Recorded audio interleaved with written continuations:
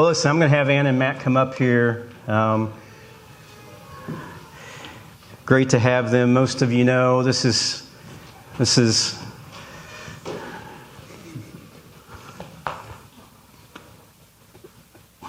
mine and Rebecca's oldest daughter, Anna. And man, it's just so good to have her. And then this guy came along, Matt. We love him. I'm not going to tell you what they're doing. They're going to tell you all about it.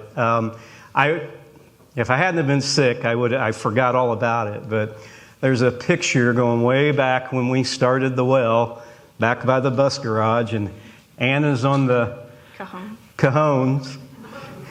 My son Isaac has no music ability whatsoever, and Josh, who was leading music back then, actually had him on the keyboard. I don't know what Josh was thinking at all. Isaac was just plunking. Man, but it was pretty awesome stuff. So neat how God works and everything. So, guys, I'm going to turn it over to you guys. Okay. Tell them who you are and what you're doing and what God's doing in your life, all right?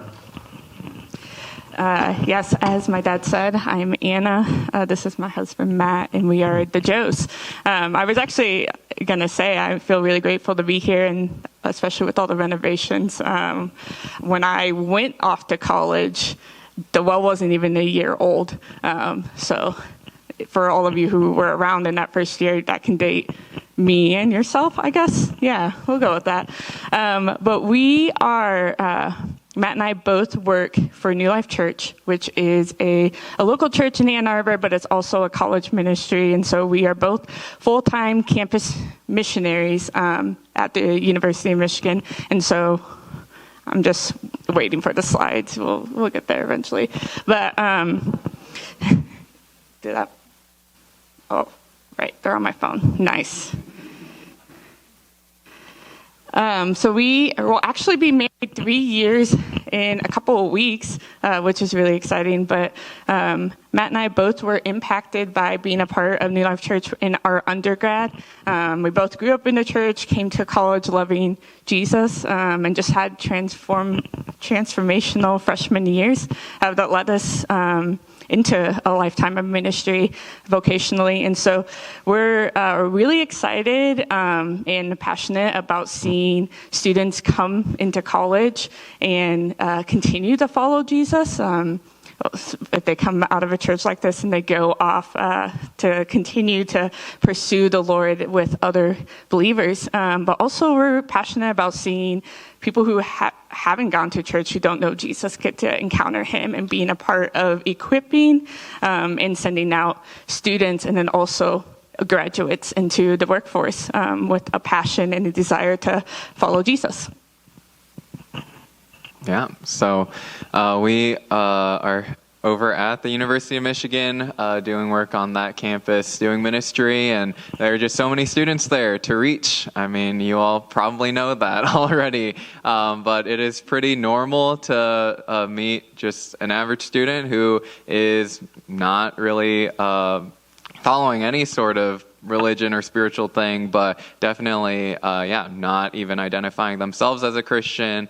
I think a lot of you probably have heard the term like cultural Christianity, but that's not even really a thing on campus either. So people are very clearly not identifying as following Jesus, not identifying as a Christian or part of a church, and we see just such a great opportunity. And it's been cool to see, even with this generation of students, to having conversations. People are open to asking questions, and there's just a lot of opportunity there because a lot of people don't know Jesus. They've never even heard the gospel before. They've never been to a church before.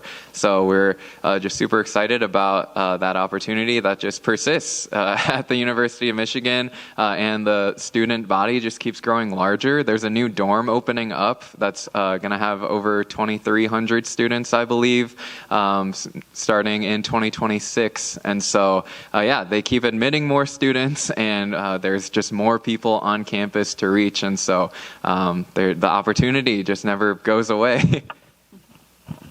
And Matt and I predominantly both work with freshmen.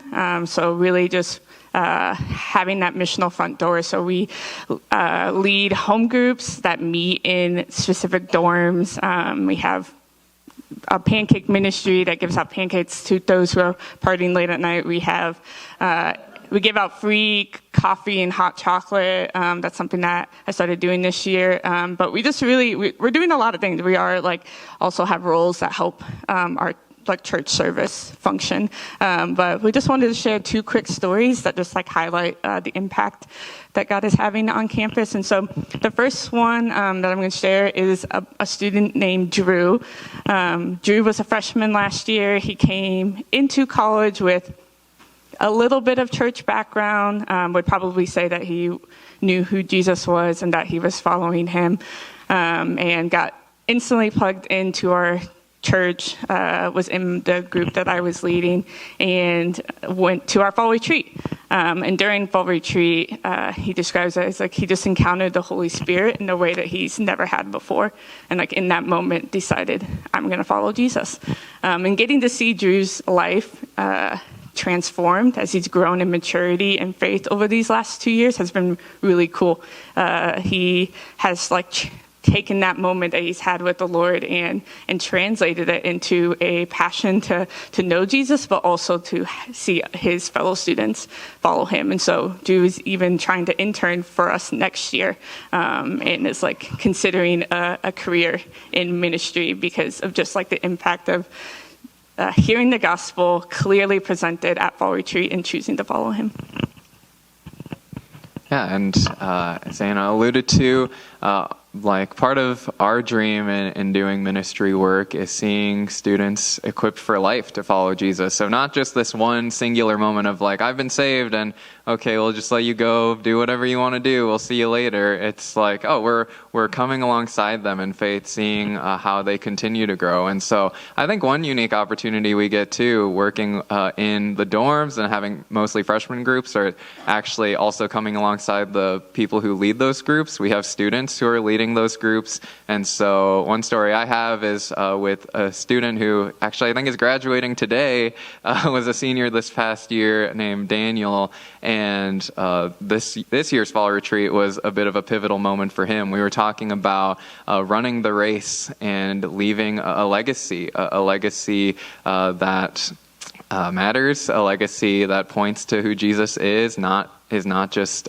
pointing to ourselves. And so I think he felt really struck by that back in the fall. And we do have these cool, fun retreats, and those are really helpful for people to really engage with what God's doing. But then we have the entire rest of the year where that's where a lot of the work happens, is we're in the everyday. I think it's such a unique opportunity we get with college students where they're not quite, out there in the real world and living the adult life, but they are not kids. And so there's just a unique piece of we get to live everyday life with them, and we get to model what it looks like to come back to Jesus. And so I've seen Daniel over the course of this year really consider what would it look like to build a legacy that is founded upon the gospel. I've got to seen his heart really just become more